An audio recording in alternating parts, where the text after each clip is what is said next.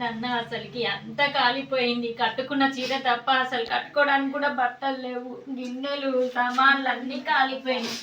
మీ వంతు సాయం ఏదన్నా ఉంటే చెయ్యండి అన్న. నేను కూడా మీ ఆడపిల్లలాగా అనుకోండి.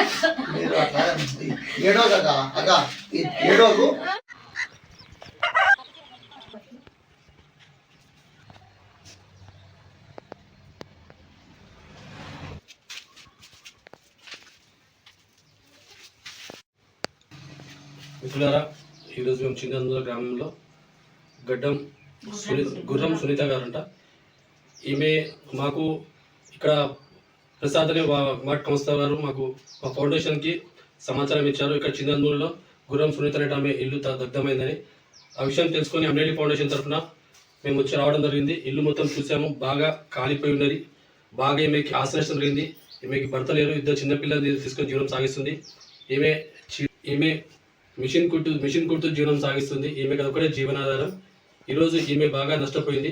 దయచేసి మిత్రుల ఈ వీడియో చూసిన ప్రతి ఒక్కరు మీకు తోచినంతగా ఈమెకు సహాయం చేయండి. అలాగే అమృతలి ఫౌండేషన్ తరఫున కూడా మేము చేస్తాం. పెళ్లి బట్టలు పట్టుకున్న వాళ్ళే ఆ పెళ్లి బట్టలు కాలిపోయినాయి. కనీసం నేను కట్టుకున్న చీర తప్ప నా ఇంట్లో ఏమీ మిగలలేదు, అన్ని కాలిపోయినాయి. మీ వంతు సహాయం ఏదన్నా ఉంటే నాకు చెయ్యమని కోరుతున్నాను.